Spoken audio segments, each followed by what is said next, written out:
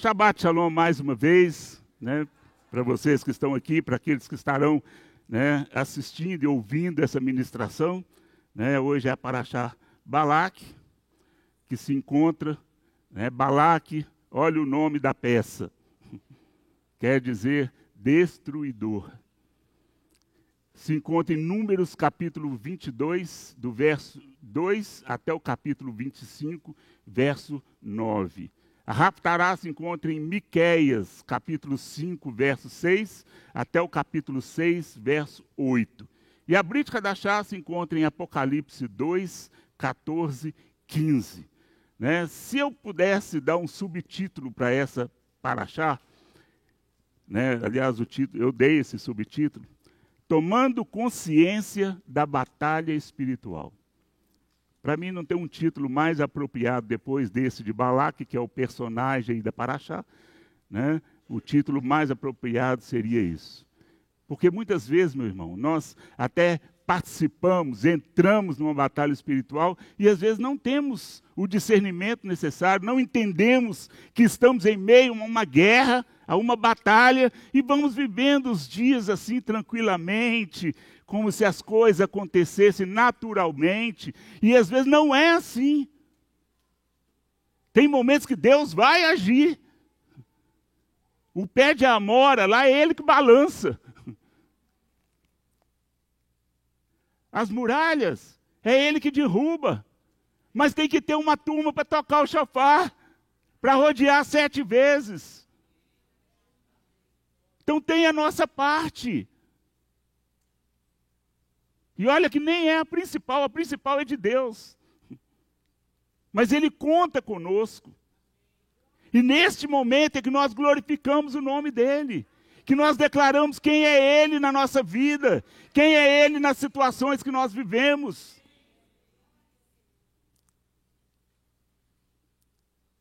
E muitas vezes ficam os irmãos, os crentes, até mesmo os messiânicos, deitado em berço esplêndido, só cantando o hino do Brasil. E não é por aí.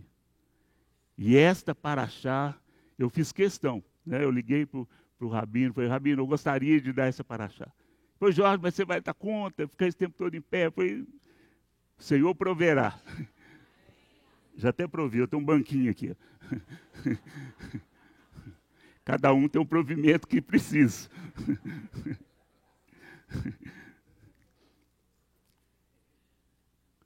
Ele falou, Jorge, olha lá, hein? Essa é a minha porção, é a porção do meu aniversário.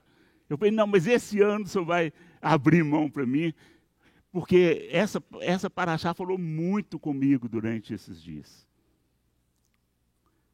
Quando eu estava lá internado, 2 horas da manhã, sem sono e tal, lá naquele Felício Roxo.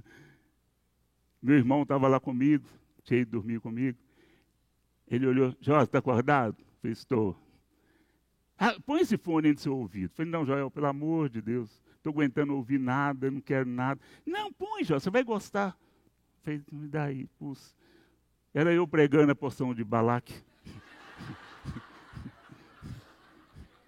Tive que me ouvir 1 hora direto. De 2 às 3 da manhã. Então já começou por aí a história com Balaque. Com Balaque não, com a porção. Com a Parashá. E esse tempo todo para cá, como Deus tem me mostrado, eu tenho entendido mais ainda esse negócio de batalha espiritual. E daqui a pouco nós vamos falar mais sobre isso.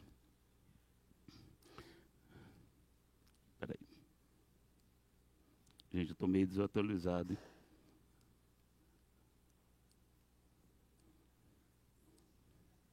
Vamos lá. Essa Parashá tem princípios que muitas vezes ignoramos e outros que não damos o devido valor. Por isso sofremos as consequências. E o pior, não entendemos o que passamos. Meu irmão, se tem alguma coisa que você está aí na sua vida, na sua família, que você está percebendo o que está acontecendo, mas você não entendeu ainda, desconfie. Busque de Deus uma resposta. Fala, Senhor, eu sei que está acontecendo algo no mundo físico, no mundo espiritual, mas eu ainda não consegui discernir. Fala comigo, me dê um sonho, use alguém, mas eu não posso ficar desapercebido nessa situação. E Deus, com certeza, Ele vai te honrar e vai te mostrar. Essa talvez seja, a paraxá que mais chama a nossa atenção para a realidade de que temos um inimigo à espreita e pronto para nos atacar. Mas também mostra o cuidado sobrenatural do Deus que guarda uma nação, uma família ou um indivíduo. Por que eu coloquei isso? Meu irmão, porque o propósito de Deus é abençoar uma nação. Mas se a nação não quiser, Ele vai abençoar a família. Agora, se a família não quiser e você quiser, Ele vai te abençoar. Nós precisamos de entender isso. Talvez a minha família não é abençoada porque fulano está assim, está assado. Meu irmão, não importa.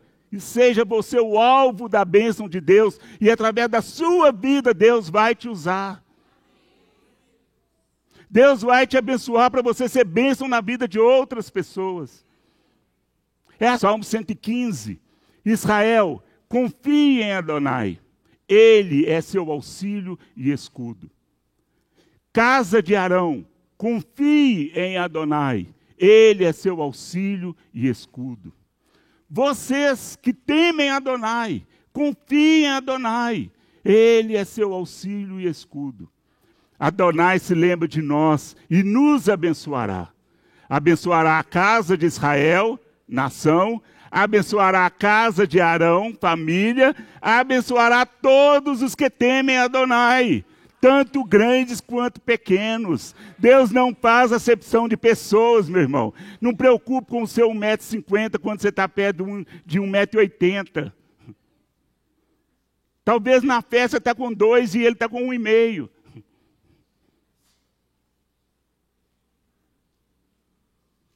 Tem gente que tem complexo de metro. Vê 1 metro, já sai correndo, igual balanço. Gostou, né? Nós não temos que estar presos a essas coisas. Nós temos que estar presos àquilo que Deus espera e tem para nós. É isso que faz a diferença na nossa vida.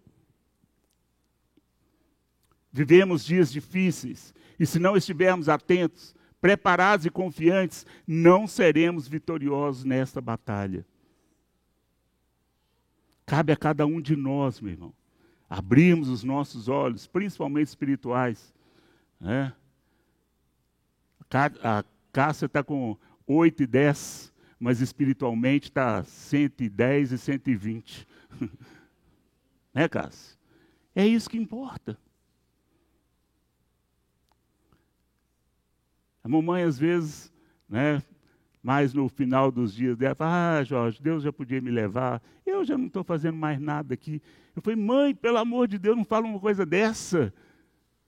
Quem é a minha intercessora? Quem ora pelo rabino toda noite? Ora pela congregação? E isso é uma das tarefas mais difíceis, é achar intercessores nessa terra. E a senhora é uma intercessora.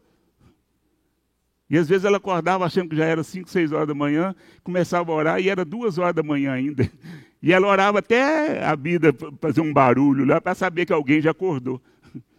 Que ela já não enxergava mais. Mas foi até o último dia dela, como intercessora, orando, buscando o Senhor para a vida dela e para a nossa vida. Então, meu irmão, olha, às vezes a gente não pode ficar preso a certas picuinhas, a certas limitações da nossa vida física. A vida espiritual é muito mais ampla do que esse corpo, nessa carcaça, como o Rabino diz. No meu caso, de 1,73 m, um pouco avantajado na parte da frente, mas estou entrando num ponto de equilíbrio, fica frio. Nesta porção, Israel chega ao fim do ciclo no deserto, após quase 40 anos. Depois de várias experiências, o povo estava desfrutando de uma unidade física e espiritual. Os rebeldes haviam sido julgados, os inimigos vencidos, e o povo toma consciência de sua fidelidade a Deus. Imagina esse momento de Israel. Acabou aquela turma de Coré, aquela turma rebelde, né, aquela murmuração. O povo já tinha tido experiências de maná, de água saindo da rocha, de codorniz, de tudo. O Senhor tinha suprido todas as necessidades. Olhava para os pés, era aquele calçado lá do Egito ainda, mas estava novinho, do mesmo tamanho. Está querendo comprar mais sapato não, né, irmã? É assim esse cuidado de Deus. E Israel, então, falou, opa, agora chegou o momento da bonança. É só descansar. Mas, assim como na nossa vida, não é hora de relaxar. O inimigo é vencido, mas não é morto. Meus irmãos, tem gente que acha que venceu uma batalha aí contra o inimigo, contra o diabo, e acha que matou o diabo. Não, ele saiu dali derrotado, mas pode ter certeza, ele foi dar uma voltinha. Porque a Bíblia fala que ele vive de rodear a terra. Nós não sabemos quanto tempo ele vai gastar para dar essa volta. Mas que ele dá essa volta, ele dá. Sabe para quê? Para ver se a hora que ele retornar, você ainda encontra na posição diante de Deus. Esse é o alvo dele. Essa é uma das estratégias dele. Nos dá, às vezes, um período de descanso para a gente esquecer dele, e aí ele volta com as suas surpresinhas, com as suas artimanhas, tentando, né, colocar o nosso pezinho no laço novamente. Para melhor entendimento dessa paraxá, precisamos conhecer melhor seus personagens. O primeiro personagem que nós temos, que é até o título da paraxá, Balaque. Balaque no hebraico quer dizer destruir, desviar, perturbar, confundir. No grego ainda é pior ainda, diabolos. Significa semeador de discórdia. É a tática dele entre os irmãos. Não brinque com esse espírito de Balaque. Porque o alvo dele é confusão, é discórdia. Sabe aquela picuinha? Fulano hoje na igreja, olha o Balaque manifestando aí. Confusão, discórdia. Precisamos ter mais discernimento, meus irmãos, estar mais atentos. Balaque não pensou em mandar seu exército contra Israel, mas sim buscar forças em uma entidade divina que fosse maior que o Deus de Israel. Ele sabia que guerreando ele não venceria. Por isso tentou usar estratégias e aliança no seu intento. O inimigo também não é bobo. Ele sabe até onde ele vai, até onde ele aguenta a pressão. Quando ele vê que não dá conta sozinho, ele procura se unir. Aí vem a potestade, né?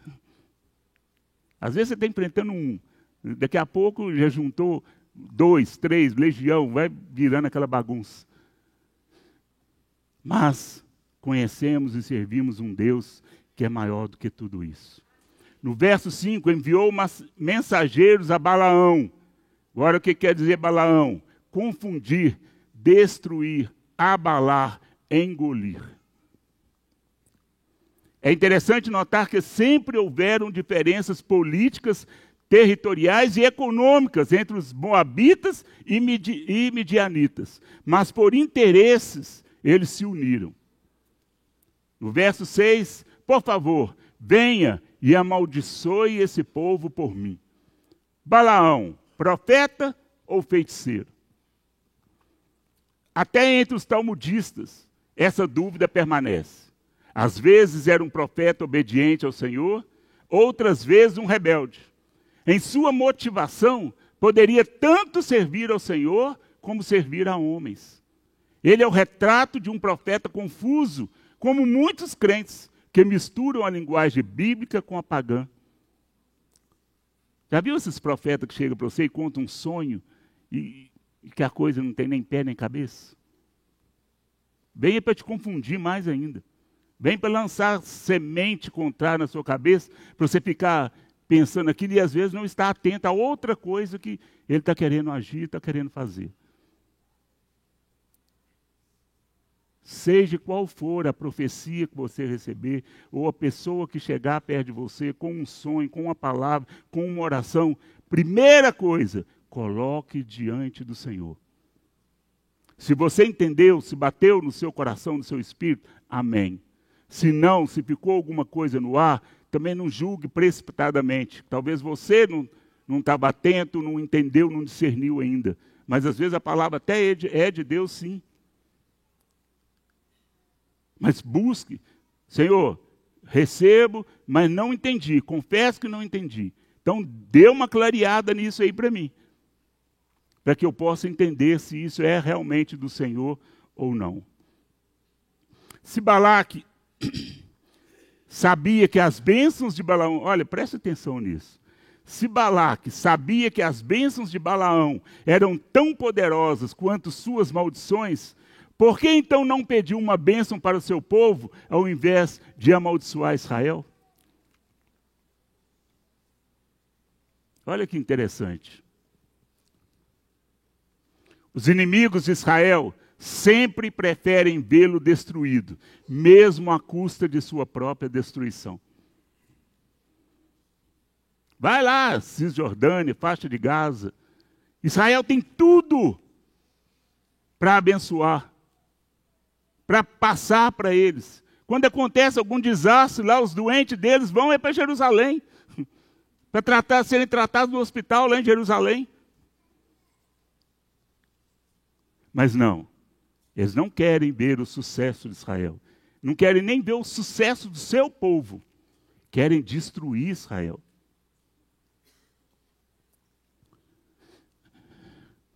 Os líderes de Moabe e Midian partiram, levando consigo a remuneração pelo encantamento. Receber para saber detalhes sobre o passado, presente ou futuro, e detalhes da vida pessoal ou de outro, é costume de médiuns, cartomantes e falsos profetas. Tem muita gente aí aproveitando de um dom de profeta, de qualquer coisa, né, para arrumar a sua situação também. Desconfie, meu irmão. Deus não cobra nada para poder te abençoar, não. Nós é que temos que ter o discernimento necessário, né, para enfrentar essas situações. Com o preço dos encantamentos nas mãos, vos trarei a resposta como o Senhor me falar. E o abençoado recebia adiantado. Me dê aí adiantado e eu vou lá saber o que eu posso fazer por você. É isso aí que esse versículo quer dizer. Aqui fica claro toda a motivação de Balaão. E até hoje o dinheiro tem corrompido o homem. Meu irmão, não mudou nada. A maioria desses que estão presos aí, talvez não precise de 10%, 20% do que está guardado em paraíso fiscal e não sei o quê. Aliás, agora não precisa nem de 1%. A não ser, né, que pague alguém para levar um marmitex especial lá. Senão vai ser a comidinha de lá mesmo. Mas a corrupção, a tentação, a ganância, a soberba, o desejo de ter, de possuir, de fazer tudo que está na mente dele, vai além da moral, muitas vezes, vai além dos padrões familiares, para poder ter e não ser. E isso faz uma grande diferença. Não irás, nem amaldiçoarás a este povo, porquanto é povo abençoado. Essa foi a primeira palavra que ele recebeu da parte de Deus. Olha, não vai. Não vai porque esse povo é meu. Eu separei, eu tirei do Egito, eu tenho cuidado. 40 anos eu tenho andado com esse povo. mesmo que alguns tenham se desviado, se rebelado, mas eu continuo sendo Deus, e as minhas promessas continuam as mesmas. Tudo que eu prometi aos patriarcas, a Abraão, Isaque e Jacó, vai se cumprir, porque eu sou Deus.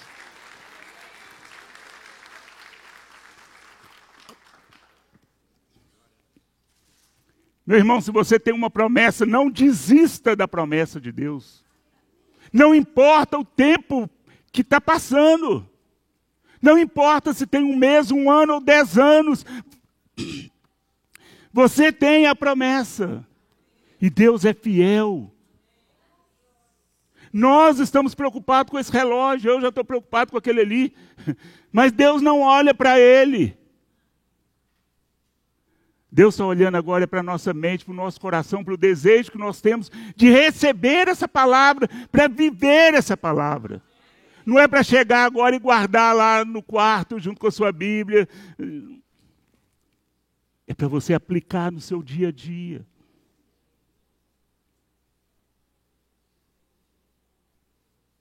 A única certeza que você tem que ter é se você tem essa promessa de Deus, se você tem uma promessa específica. Eu não estou falando só promessa de salvação.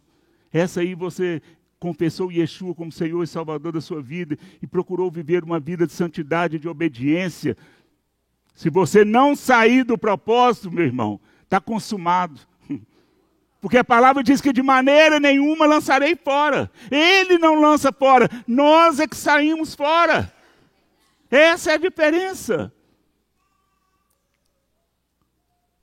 Agora, se você tem uma promessa, seja na sua vida sentimental, seja na sua vida financeira, seja na sua saúde, não preocupe com o tempo. Preocupe em viver isso, essa fé, essa esperança, essa expectativa, essa certeza, essa confiança de que Deus, a qualquer momento, Ele vai agir. Se não fosse assim, meu irmão, não precisava dessa turma toda que veio aqui à frente, ou que está lá na TV Sião, na BN, vivendo essa expectativa, vivendo esse momento. Deus faz infinitamente mais do que pedimos ou pensamos. Creia nisso. Tem gente que eu vou para os Estados Unidos, porque lá nos Estados Unidos, você já viu, né, pastor? O dólar agora é 4,10 para mandar para o Brasil. Meu irmão, deixa eu te falar uma coisa. Não existe Deus do real e Deus do dólar. O Deus é um só. Agora, esse Deus pode ter propósito para você lá nos Estados Unidos e Ele vai te abençoar com dólares.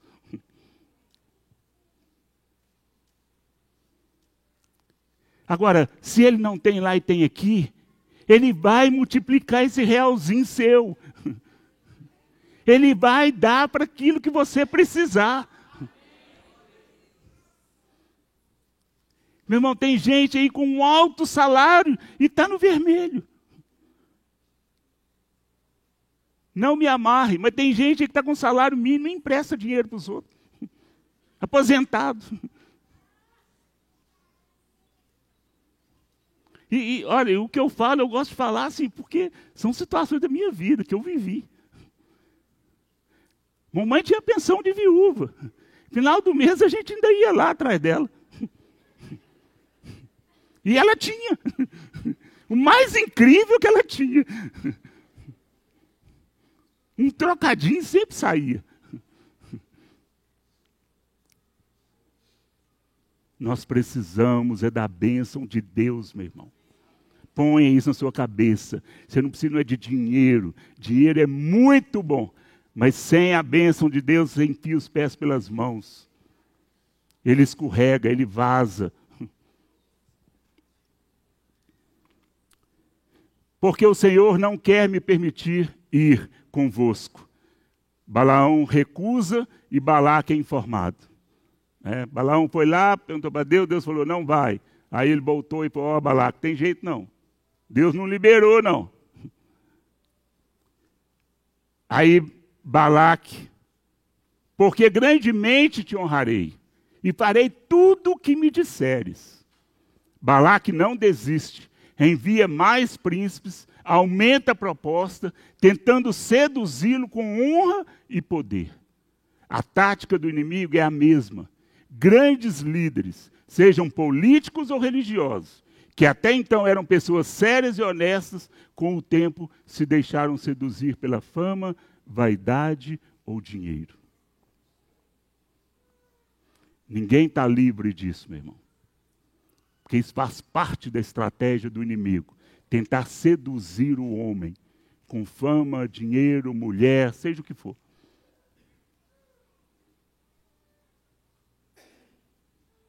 O que Deus disse para Caim? Eis que o pecado está na tua porta. Cabe a ti sair fora dele.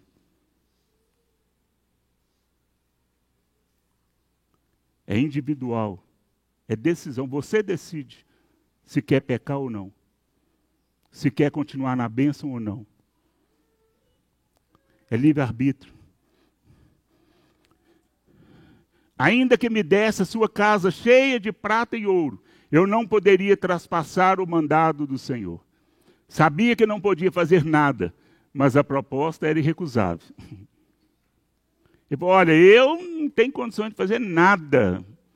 Mas ele falou com o coraçãozinho apertado. Nossa, gente, essa proposta é muito boa. Essa proposta vai resolver todos os meus problemas. Então ele não deu assim aquela cortada direta. Ele deu uma, eu acho que não vai ter jeito não, viu? Esse eu acho aí já abriu brecha para uma nova proposta. Levanta e vai. Farás o que eu te disser. Deus viu o coração dele e respeitou o livre-arbítrio. Nós temos a liberdade para servi-lo, amá-lo, obedecê-lo. O alvo do diabo é tirar o nosso foco de Deus e nos enganar com os prazeres da carne. Vícios, sexo, luxúria, fama, ganância, riquezas. Por isso a Torá e Paulo exortam tanto a viver uma vida de santidade e obediência.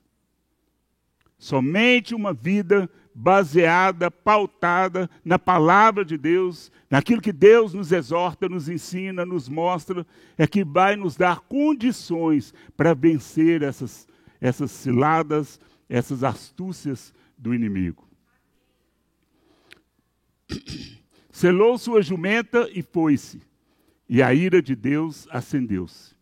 O anjo do Senhor pôs-se-lhe no caminho por adversário. Ao tomarmos nossas decisões, precisamos saber também os riscos que corremos. Meu irmão, então, cabe a você, né, olhar e ver o que está acontecendo e discernir. Porque muitas vezes, né, Deus, na sua infinita bondade e misericórdia, para que nós não saiamos do caminho, não saiamos do propósito dele, ele ainda tenta nos advertir. Hebreus diz que ele corrige aquele que ama. O filho fica todo aí, no momento não entende, não gosta, mas é necessário, porque aquilo ali é como um alerta, é como um sinal de Deus para a vida dele, que ele está saindo do trajeto, da trajetória dele. Viu, pois, a jumenta, o anjo do Senhor. Um animal viu um anjo que o profeta, cego pelo suborno, não viu. 2 Coríntios fala que o Deus desse século cega o entendimento do homem para que ele não veja aquilo que Deus quer fazer. E Balaão, ele estava nessa condição, nessa miopia aí por causa do dinheiro, do suborno, daquilo que estava sendo oferecido para ele. Ele não estava conseguindo ver outras coisas à sua volta, porque o pensamento dele, o coração dele estava voltado, né, na proposta que ele havia recebido. Então o anjo do Senhor lhe disse, eis que saí como teu adversário, porque o teu caminho é perverso diante de mim. Quantas vezes estamos prestes a receber o juízo de Deus por desviarmos do propósito dele e nem percebemos. Pequei, e agora, se parece mal aos teus olhos, voltarei. Reconheceu o seu pecado, mas não a necessidade de mudança. Meus irmãos, isso muitas vezes acontece com a gente. Às vezes nós estamos, né, na prática do pecado, ouvimos uma palavra, o Senhor manda alguém para falar, para dizer alguma coisa, e naquele momento ali a palavra nos pega, né, muitas vezes na nossa emoção, e aí não gera a raiz, a profundidade que precisa, fica mais superficial, e nós às vezes até reconhecemos o pecado, mas isso não necessariamente traz a mudança que nós precisamos. E esse é o problema de muitos crentes, que eles acham que converter é levantar a mão. E não é. Converter, meu irmão, a palavra conversão diz o seguinte: você está indo para um caminho. Ali você converteu. Você vai convergir. Sair daquele caminho. Mudar de direção. E deixar aquele caminho para trás. É isso que a palavra quer dizer. Não é simplesmente, Senhor, pequei, e amanhã está a mesma coisa. Fazendo a mesma coisa, não houve mudança nenhuma. Tem que gerar fruto de arrependimento. Esse pecar aqui tem que ter, esse reconhecimento do pecado tem que produzir algo. Tem que produzir um novo homem. Tem que acabar com uma velha natureza. Ou tem que te ensinar a dominar essa velha natureza. Porque não tem outra coisa. Ou é obra da carne ou é fruto do Espírito. Ou é amor, alegria, paz, mansidão, domínio próprio. Ou é ira, ciúme, inveja, contenda.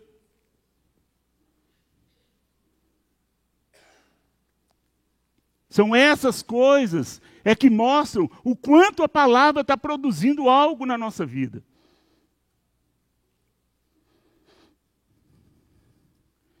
Edifica-me aqui 7 altares e prepara-me 7 novilhos e 7 carneiros. Deus não está preocupado com sacrifícios ou ofertas que não sejam acompanhadas com a intenção do coração. Tem gente que acha que cumpriu toda a sua obrigação espiritual, porque foi na igreja, batizou e dá o dízimo, e toma a ceia. Esses são os 4 pilares desses crentes, de muitos crentes que tem por aí. Frequentar a igreja, ser batizado, dar o dízimo e tomar a ceia. Pronto, acabou. Bateu o cartão espiritual. Só o mês que vem agora. Deus não está preocupado com isso, meu irmão.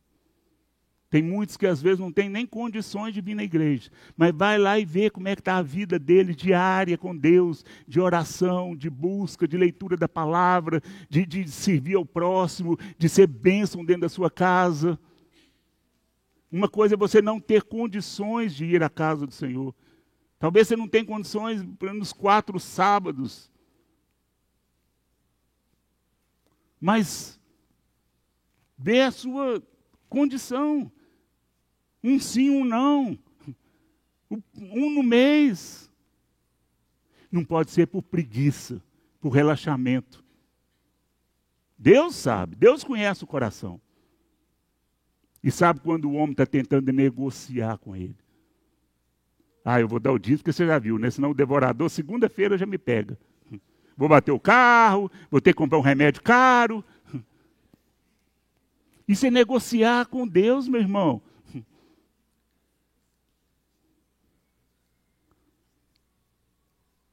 Ô Senhor, eu vou tirar esse tantinho aqui. Mas, né, a tua palavra diz que o Senhor recompensa aqueles que te amam, né?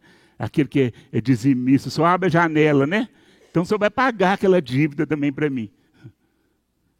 Meu irmão, não é por isso. Senhor, eu estou te dando isso aqui, porque agora é o que eu posso, é o que eu tenho, mas é com amor. Senhor, eu quero, eu faço questão, porque o Senhor é meu Deus, o Senhor é que supre a minha necessidade, e eu não estou preocupado com essas coisas, estou preocupado em servir ao Senhor, em honrar o Senhor. A viúva deu a última moedinha. Pedro e João falou, nem moeda eu tenho, mas o que eu tenho eu te dou, levanta-te e anda. Tem momentos que não precisa nem ter moeda, você precisa ter uma palavra de autoridade. E isso não te custa nada, a não ser uma vida com Deus. Financeiramente não te custa nada. E Balaão sabia muito bem como agradar a Deus. Olha ali, 7. 7 altares, 7 novilhos, 7 carneiros, 7. Perfeição. Sendo perfeito, Deus vai receber.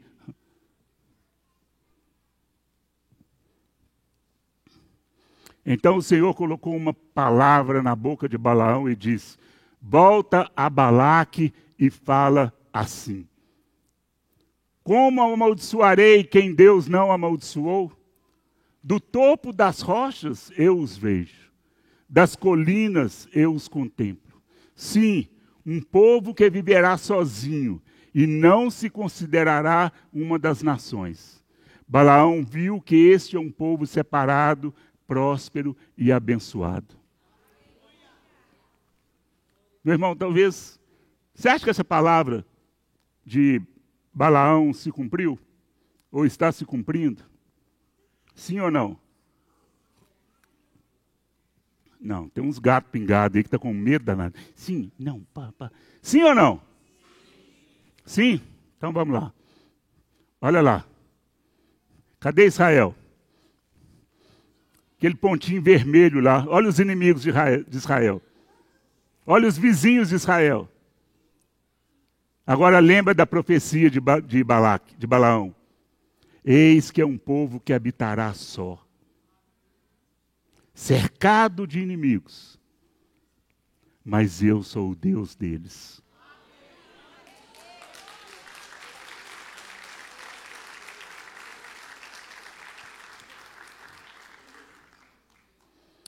Venha comigo a outro lugar, onde você poderá vê-los, não todos. Assim, o tomou consigo ao campo de Sofim, ao cume de Pisga, e edificou altares. Pisga, em hebraico, quer dizer vigiar ou supervisionar.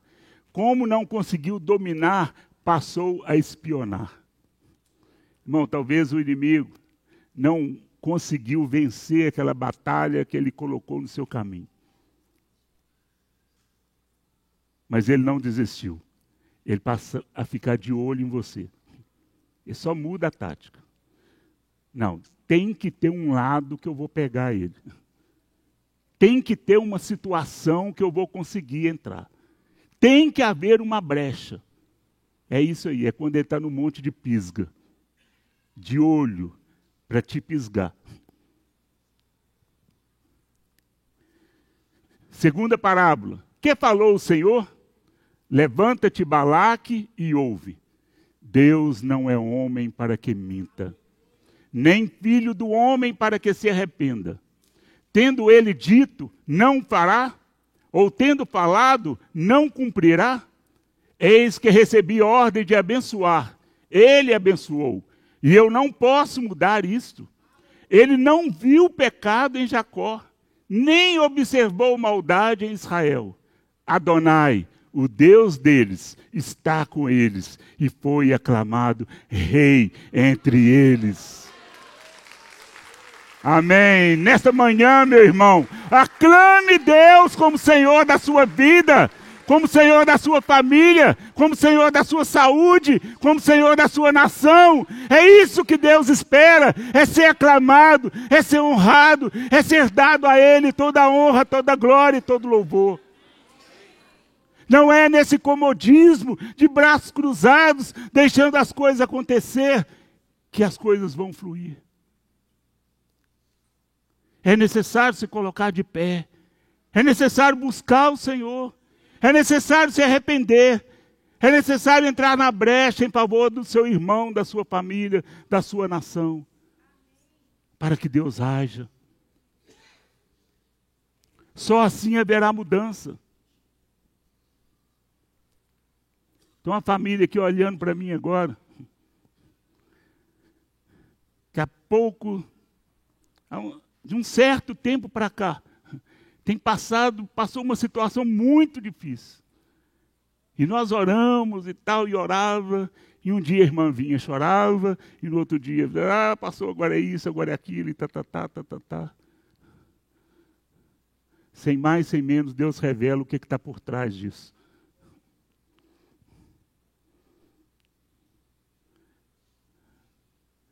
A família praticamente toda aqui.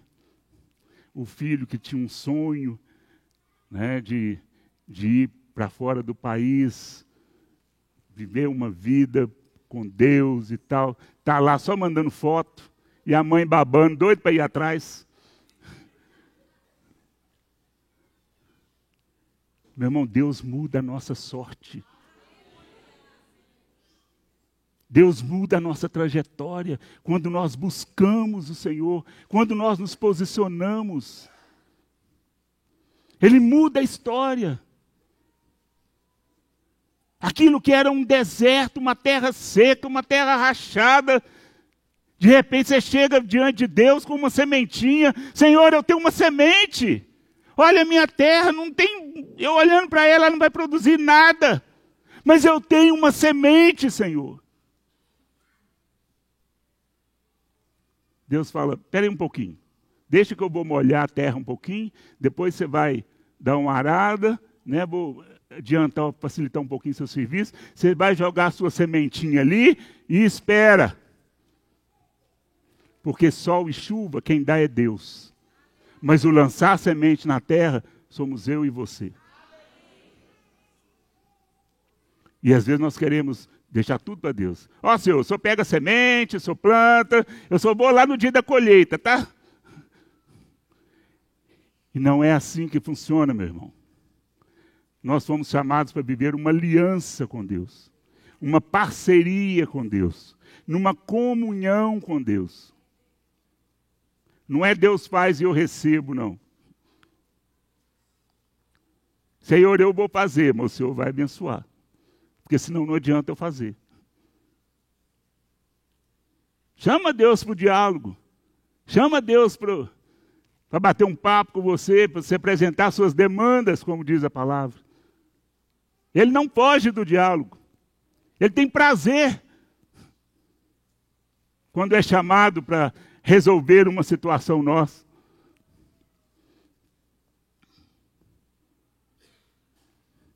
De modo que ninguém pode lançar um feitiço contra Jacó, nem mágica nenhuma funcionará contra Israel.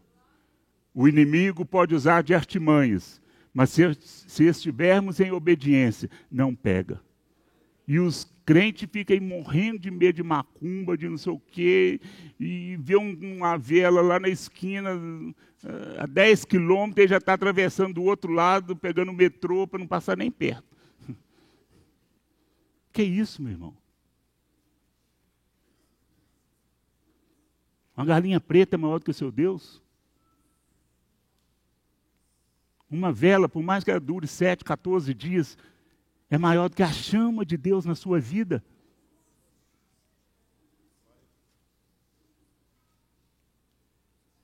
Para com isso. Não estou falando para você chegar, chutar, desfazer. Tem nada disso. Senhor, se isso aqui está preparado, porque este é o caminho que eu passo, foi feito com essa intenção, eu já declaro anulado, sem poder nenhum. E que o Senhor desfaça isso agora no mundo espiritual. Todo mal olhado, todo intento, toda boca de sapo costurada, toda cachoeira, toda mata virgem, seja o que for. Porque você serve um Deus que é vivo. Você não precisa carregar o seu Deus, Ele te carrega. Você não precisa de alimentar o seu Deus, Ele te alimenta. É isso que nós precisamos de entender, meu irmão. Eis que o povo, como leoa, se levanta, e como leão se ergue. Nós estamos vendo isso aí todo dia. Israel está mais forte, ele fica. Quanto mais as nações se levantam, mais embaixada está indo para lá agora. Porque há um Deus que vela sobre a sua palavra para abençoar o seu povo.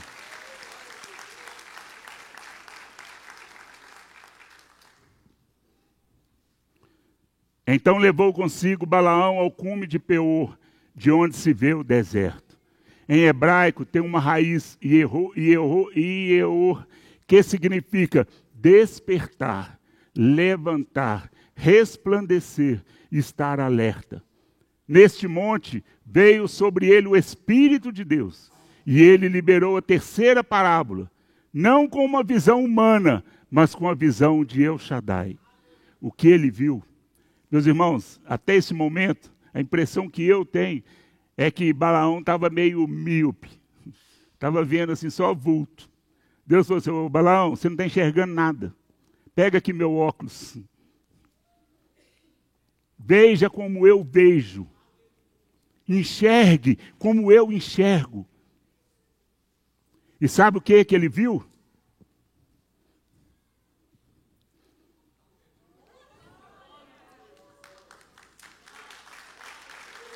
Ele viu o tabernáculo de Deus, a ligação de Deus com o seu povo, e viu Israel acampado em volta desse tabernáculo, desfrutando das bênçãos, das promessas de Deus, do cuidado de Deus, do Deus que se colocava como uma chama de fogo para aquecer durante a noite, e se colocava como uma nuvem durante o dia para refrescar o seu povo. Onde você ouviu falar que existe um Deus como esse? Eu pago a passagem para você ir para lá. Ainda vou com você.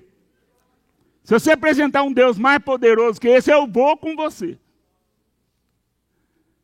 Agora não me apresenta ídolo, não. Porque Deus é o Deus de Israel. As nações têm ídolos. Isso é muito sério. Capítulo 24. Aqui ele declara o Matovu. Isso que o João faz brilhantemente. Cadê ele? Está lá. Isso que o João faz brilhantemente aqui, todo o Shabat, todo o serviço da Torá, junto com os demais razãs, o pastor Alexandre. Balaão ergueu os olhos e viu Israel acampado, tribo por tribo. Então o Espírito de Deus veio sobre ele e ele fez esse pronunciamento.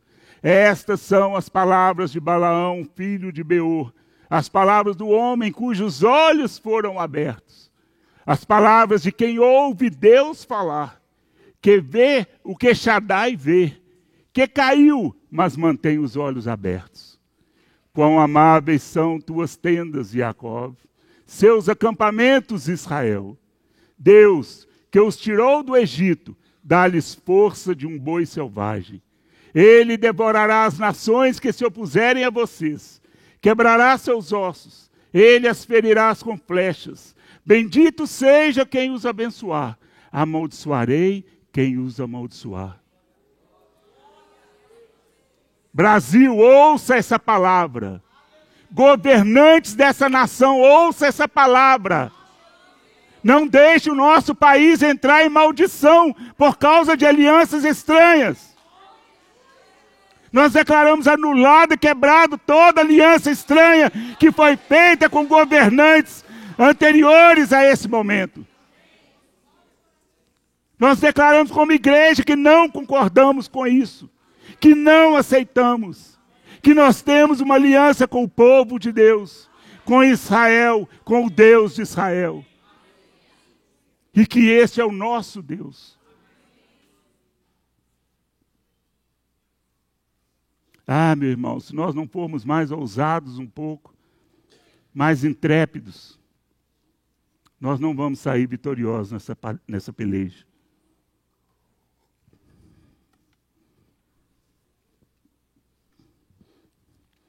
Vamos lá. Então a ira de Balaque se acendeu contra Balaão. Aqui rompeu o acordo entre eles, mas antes ele soltou a quarta parábola. E agora mostrando a Balaque o que aconteceria ao seu povo nos últimos dias. Eu o vejo, mas não agora. Eu o vejo, mas não em breve. Uma estrela procederá de Jacó. E um cetro se levantará de Israel. De Jacó virá aquele que há de reinar. Ele profetiza o reinado de Davi e o reinado do Messias.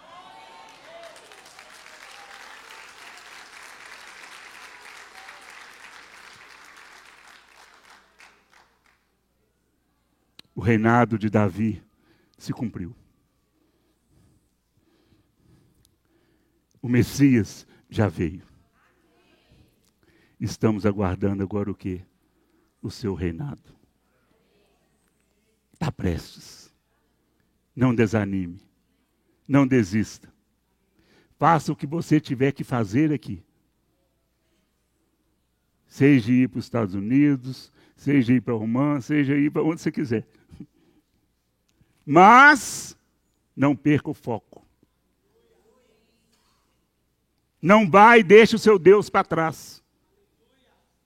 Fala com ele para ir à frente, abrindo essa porta. E quando você chegar lá, a porta vai estar aberta em segurança. Porque ele assim o quis e o fez. Então Balaão levantou-se e se foi. E voltou ao seu lugar. E também Balaque se foi. Esta é uma paraxá interessante. Pois ela se desenrolou em torno de Israel, sem que o povo participasse dela diretamente. Onde estão Moisés, Josué, os sacerdotes, os levitas? Ninguém foi citado nessa paraxá. Estamos aqui agora dando brados de júbilo ao rei. Um povo forte como leão. Mas isso não impede que Balaque e Balaão estejam conspirando contra nós. Há um mundo espiritual, meu irmão.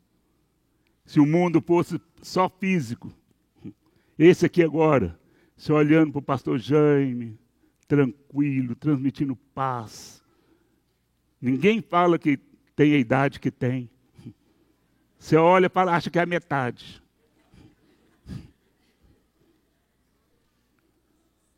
Mas há um mundo espiritual. E é esse aí que nós precisamos estar atentos. As maldições, as pragas, macumbas, não têm efeito contra o povo de Deus quando estamos em obediência.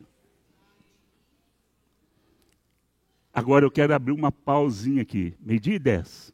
Quero ver se em 10, 15 minutos eu quero te contar um pouquinho do que foram esses meus dias, ou os dias da nossa família. Cadê o Geraldo? Geraldo, vem cá um minutinho, Geraldo.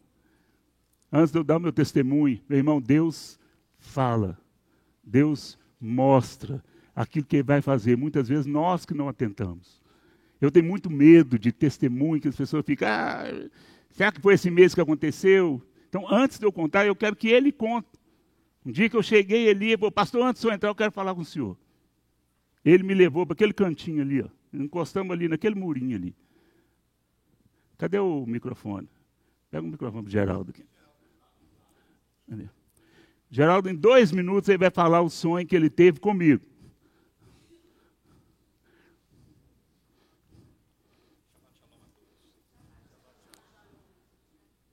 Ligou aí?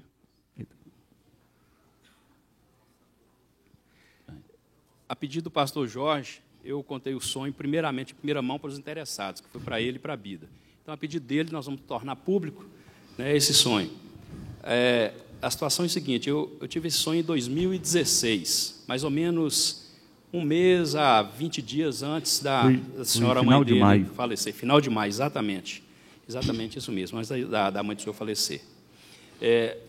No sonho, meus irmãos, eu estava eu via um rio muito embaixo, com as águas muito sujas, aquela água barrenta, certo? E, de repente, para meu espanto, apareceu o pastor Jorge pilotando uma aeronave, um helicóptero. Eu assustei na hora que eu vi o pastor Jorge, a aeronave, ela paradinha em cima do rio.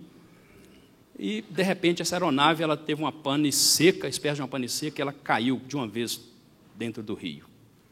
Né? Naquele momento, eu fiquei aflito, falei, vou descer para poder tentar salvá-lo.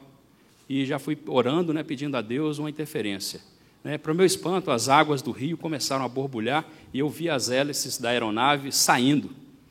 Né? E, de repente, o pastor Jorge saiu novamente com a aeronave e eu fiquei muito feliz, né? Fiquei muito alegre ali em cima daquele barranco, daquele olhando aquela visão maravilhosa, nele pilotando, parou novamente no mesmo local. Aí, de repente, uma nova pane seca caiu de novo dentro d'água, né?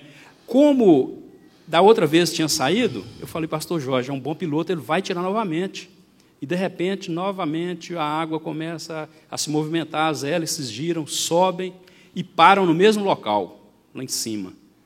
Outra pane seca, terceira vez, e o helicóptero caiu novamente dentro d'água, submergiu. Eu fiquei olhando, esperando, na expectativa de que ele iria sair novamente. Só que dessa vez começou a demorar um pouco. E eu falei, vou descer para salvá-lo. Quando eu estava descendo o barranco para ir adentrar no rio, eu vi um colega meu, eu sou policial militar aposentado, eu vi um colega meu, que eu trabalhei com ele muitos anos, trabalhamos mais de 15 anos juntos, Tenente Wellington. Ele estava fardado, devidamente fardado, equipado. Ele virou para mim e falou assim, Vieira, eles me chamavam lá Vieira, ele gritou para mim, Vieira, vai para a beira das margens do rio, eu vou tirar o pastor e vou entregar nas suas mãos. Eu não pensei duas vezes, corri para as margens do rio, e o Wellington saiu com o pastor Jorge, ele estava desacordado, situação muito complicada, e me entregou. Eu estiquei as minhas pernas, coloquei ele virado de lado para ver se saía alguma água, aquela coisa toda, mas eu vi que ele não tinha sinal de vida nenhum. Aí, meus irmãos, a única coisa que eu pensei naquele momento, eu falei assim, Senhor, não deixe o pastor Jorge morrer, nós precisamos dele. Não deixe ele morrer, Senhor. E me deu aquela aflição na alma, sabe? Aí, de repente, o pastor Jorge vai e tosse, abre os olhos e a água começa a escorrer da boca dele, né? Eu fiquei muito feliz, aí eu comecei a gritar de alegria, né? Então, esse, em suma, foi o sonho que eu tive, e eu peço a todos, desde essa época a gente continua orando pelo pastor Jorge, né? Mesmo sem saber de nada, e eu peço a vocês que continuem orando pela nossa liderança. Nós temos uma preciosidade muito grande aqui. Temos Torá, temos homens que honram esta Torá verdadeira. Este Yeshua, nosso Senhor e nosso Salvador. Continue orando por essa liderança. Muito obrigado, pastor. Amém. Deus dê muita saúde. Obrigado. Muitas brahot para o Senhor. Muitas bênçãos. Muita shalom. Obrigado. Em nome de Yeshua. Olha, por que eu fiz questão do Geraldo contar? Para vocês poderem entender. Eu vim entender agora. Depois disso aí, eu liguei para o Geraldo e falei, Geraldo, como é que é mesmo esse sonho que você teve? Quando ele me contou o sonho, eu lembro que eu orei durante uns dias, mas eu não entendi. Foram 3 situações. 15 dias depois desse sonho, minha mãe faleceu. Aí passou, ela faleceu em junho de 2016.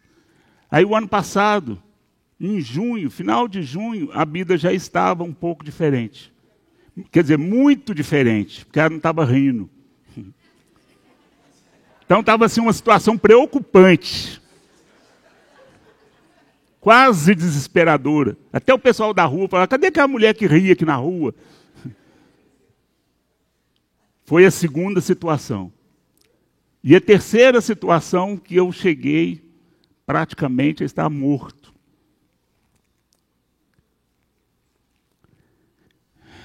Por mais que o mundo espiritual maquine contra a nossa vida, contra nós, nada sai do controle de Deus. Eu pus um relato aqui rapidinho, só para evitar de eu perder algumas coisas. Há 2 anos atrás, Deus tentou me preparar para tudo isso que eu vivi ultimamente. Depois de passar por 3 dermatologistas, né, o primeiro sinal que apareceu para mim, né, apareceu uma mancha vermelha aqui, depois foi descendo, muitos aqui lembram. Né? Tinha uns que chegavam e falavam, pastor, foi na praia, está coradinho? Só o sangue. Quando começou aquilo, eu passei por 3 dermatologistas.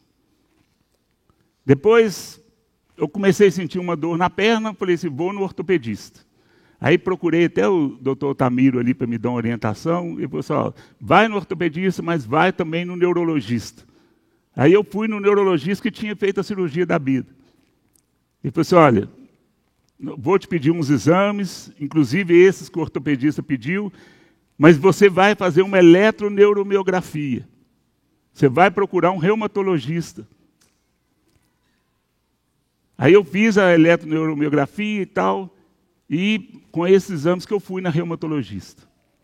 Quando eu cheguei lá, ela virou para mim, foi até o primeiro aviso que o Felipe colocou, né, que assustou aí muita gente. Ela virou para mim e falou assim: meu filho, com esses exames aqui, seus músculos estão derretendo. É como se estivesse derretendo, tanta inflamação que tem nessa musculatura sua. Nós vamos ter que entrar aqui rápido com esse medicamento.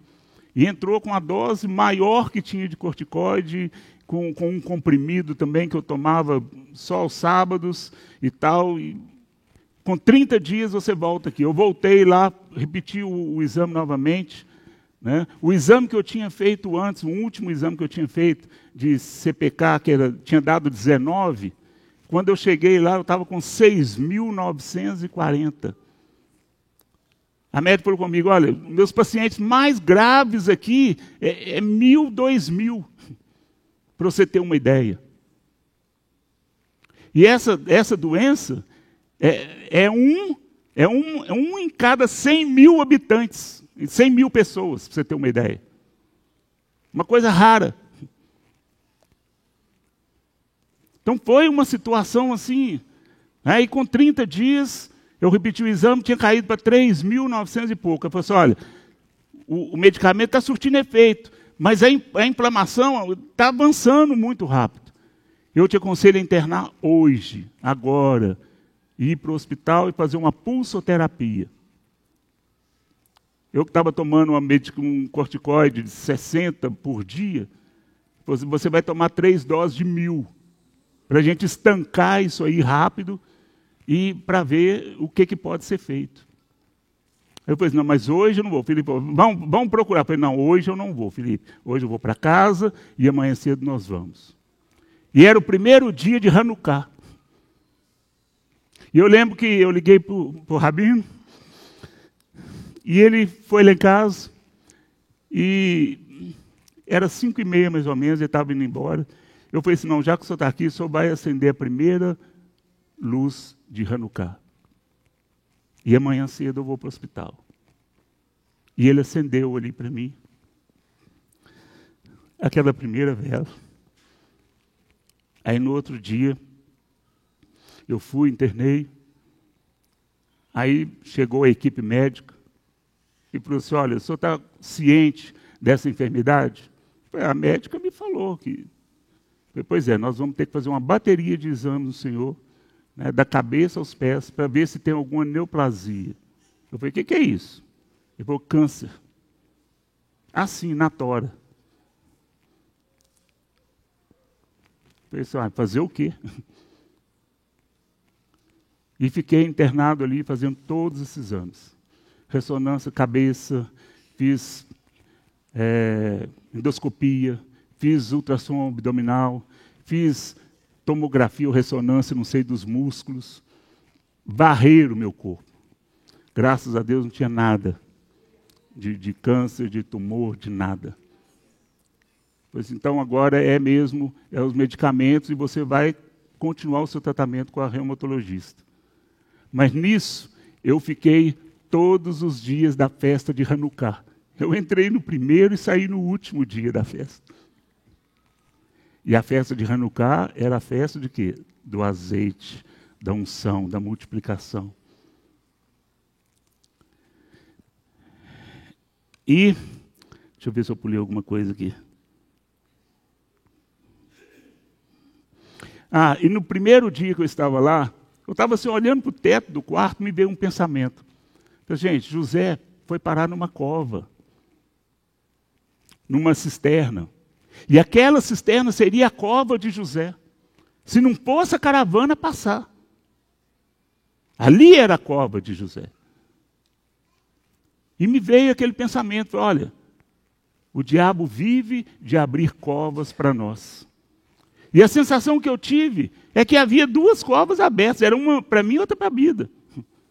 A Bida estava no 2º mês, eu estava acompanhando ela na quimioterapia.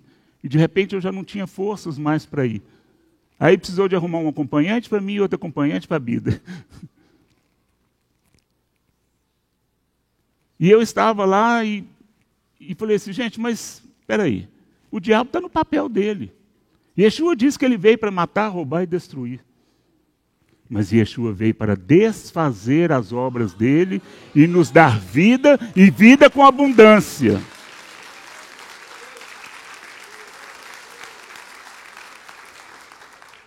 E eu disse assim: você pode até abrir uma cova para mim, mas a pá não está nas suas mãos. Para você enterrar, você vai ter que ir pedir a pá ao Pai. Aí você vai poder sepultar. Mas desse jeito, meus irmãos, estou contando com as palavras que eu vivi diante de Deus. Não quero forçar nada, não quero que você seja obrigado a acreditar no que eu estou te contando. Essa foi a minha experiência que eu estou compartilhando com você, e eu espero que isso acrescente alguma coisa na sua fé. A intenção é só essa, não é chamar a atenção para mim pelo que eu passei. É para vocês verem o cuidado de Deus no meio de uma batalha espiritual. E ali, pouco tempo depois, o Rabino me ligou ainda lá no hospital. Eu falei: Rabino, eu acabei de ter uma experiência aqui agora. E contei para ele por telefone. Ele falou: ô Jorge, como você edificou minha fé agora. Graças a Deus que eu contei para ele. E eu saí do hospital, para resumir, saí do hospital dia 13 de dezembro. No dia 13 de janeiro, 30 dias depois, eu estava lá em casa e eu tomo uma injeção todo sábado.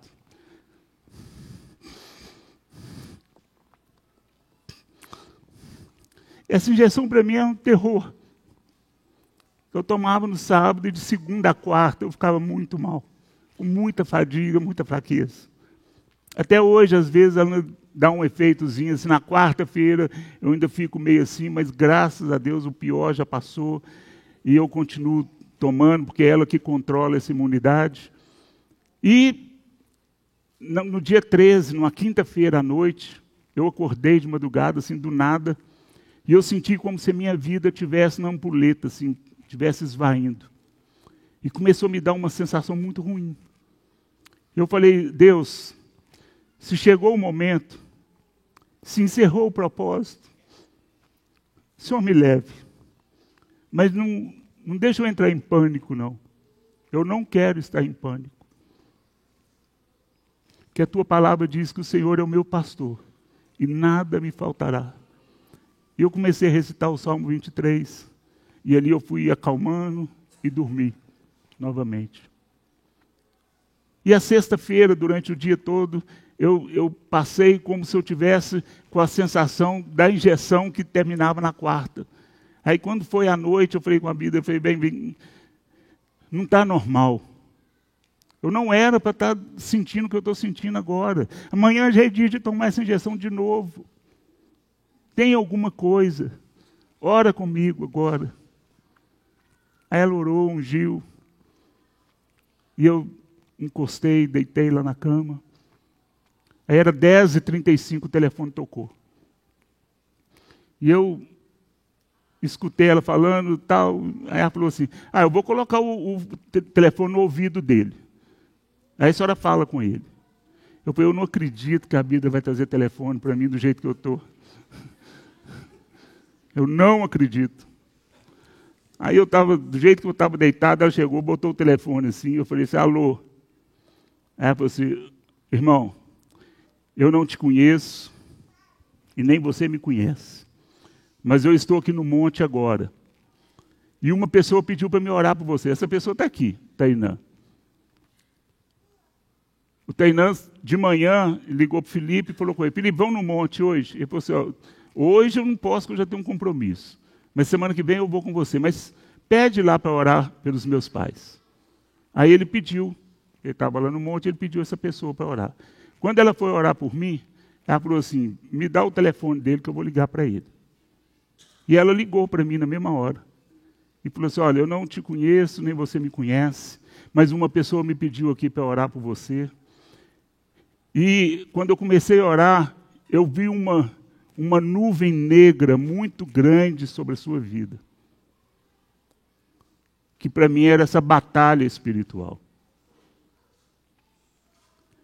E, nesse momento, preste atenção, lembra das minhas palavras lá, da pá e tal. E neste momento, o Senhor me mostra que o inimigo foi diante dele e falou para ele: posso descer com a vida dele? Posso descer com ele?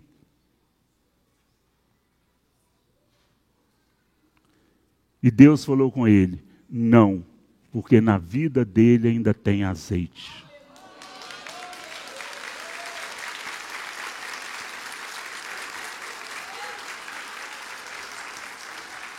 Então, meus irmãos, eu tenho a mais completa certeza que não era para mim estar aqui neste momento. Seja pela minha condição física, que já estava bastante complicada, ou seja pela condição espiritual. O diabo com uma cova aberta, mas sem a pá. Sem o poder de empurrar, de sepultar. O que eu quero te dizer? Quando ela me falou isso ali, eu fiz como Davi: não morrerei, mas viverei para contar as maravilhas do Senhor. E eu estou sobrevivendo com essa palavra. Essa palavra tem me sustentado a cada dia. Às vezes vem pensamentos muito difíceis. Mas eu falo com autoridade: você não tem a pá. O diabo fala em matar e sepultar. Mas Deus fala que a morte dos seus santos é preciosa aos olhos dele.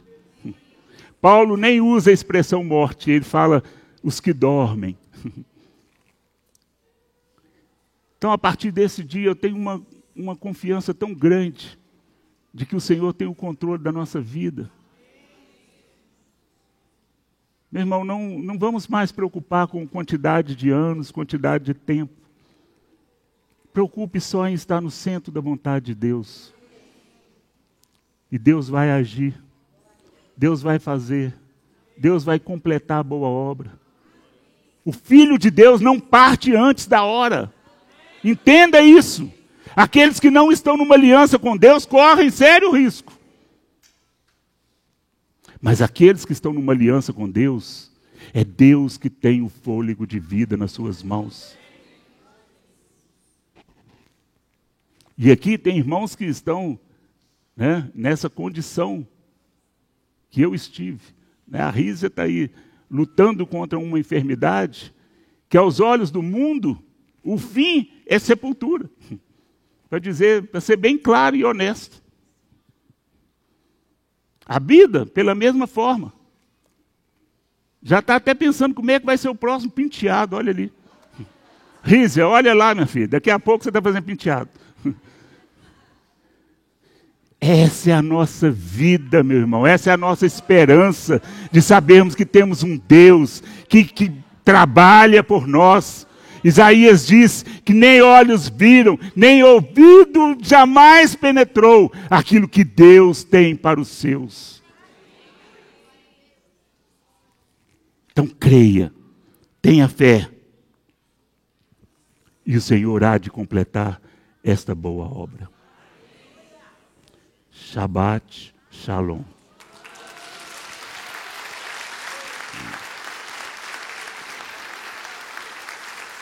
Se você gostou e foi abençoado com esse estudo, inscreva-se em nosso canal do YouTube. Considere também ser um mantenedor do trabalho do Ensinando de Sião no Brasil, Israel e no mundo. Doações e contribuições podem ser feitas através do link na descrição desse vídeo. Um grande abraço e Shalom, Shalom.